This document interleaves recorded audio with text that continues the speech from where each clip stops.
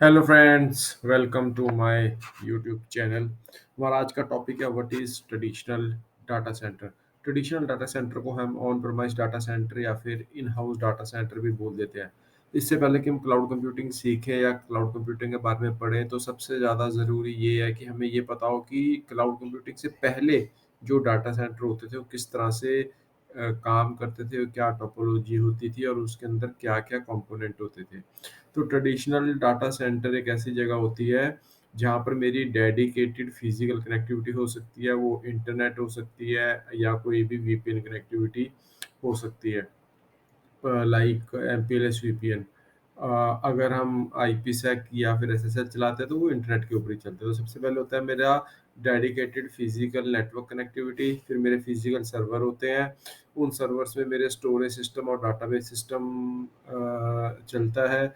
फिर पावर और कूलिंग होती है, ठीक है। इन जब ये सारे का सारा इंफ्रास्ट्रक्चर मिलकर कॉन्फ़िगर हो जाता है और रेडी हो जाता है, तो इसको हम अंडरलाइंग इंफ्रास्ट्रक्चर बोलते हैं और इसके ऊपर मेरी बिज़नेस एप्लीकेशन रन करती हैं। ठीक है? तो ये डायग्राम से थोड़ा-सा आपको समझाने की कोशिश करूँगा। ये देखो, सबसे ऊपर मेरे ये यूज़र्स हैं। यूज़र्स इंटरनेट कनेक्टिविटी के थ्रू मेरे डाटा सेंटर में एंटर कर रहे हैं। ये जो यहाँ पर मैंने डायग्राम बनाई है, ये टोपोलॉजी, ये जस्ट एक एग्ज़ाम्पल है आपको समझाने के लिए। हो सकता है कि टोपोलॉजी थोड़ा चेंज भी हो सकती है या कस्टमर टू कस्टमर डिपेंड करता है कि कस्टमर की क्या टोपोलॉजी है, किस तरह का सिनेरियो है, क्या सिचुएशन है। उस हिसाब से ये आर्किटेक्चर जो होता है वो डिफाइन होता है। यहाँ मैंने अपनी तरफ से एक ऑलमोस्ट सभी कंपोनेंट इन्वॉल्व करने की कोशिश की है और सबके सब एचए मोड में है ऑलमोस्ट। ठीक है? तो हो सकता है कई बार कस्टमर बोलता है मुझे फायरवॉल नहीं चाहिए, कई बार बोलता है लोड बैलेंसर नहीं चाहिए, कई बार बोलता है एचए मोड में चाहिए, एचए मोड में नहीं चाहिए। तो पूरे तरीके से डिपेंड करता है सिचुएशन के ऊपर। अभी हम जो ये डायग्राम है इस पे फ़ोकस करेंगे और सिर्फ़ इसी की बात करेंगे। तो सबसे पहले जो मेरे एंड यूज़र हैं वो नेटवर्क के थ्रू, इंटरनेट के थ्रू मेरे एमसॉक मैनेजमेंट नेटवर्क में आ रहे हैं। एमसॉक मतलब होता है मैनेज्ड सिक्योरिटी ऑपरेशन सेंटर। यहाँ पे मेरा सारे का सारा मलिशियस ट्रैफ़िक फ़िल्टर हो रहा है FortiGate फ़ायरवॉल पे। उसके बाद मेरे हैं बिग आईपी के लोड बैलेंसर। वहाँ से मेरा ट्रैफ़िक लोड बैलेंस होके मेरे स्विचेस में जा रहा है जहाँ पे कि मेरे सारे के सारे सर्वर कनेक्टेड हैं।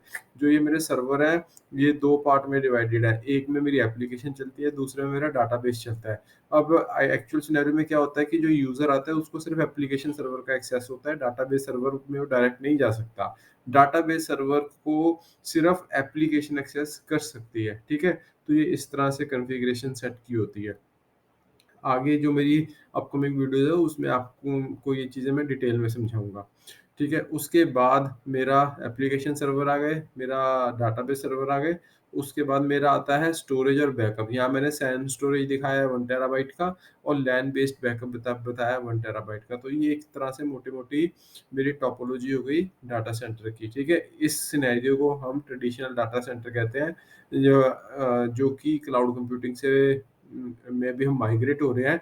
माइग्रेट होने से पहले, क्लाउड कंप्यूटिंग में जाने से पहले कुछ-कुछ इस तरह से मेरा जो ट्रेडिशनल डाटा सेंटर है, वो काम करते हैं। ठीक है? आई होप आपको ये वीडियो अच्छा लगा होगा।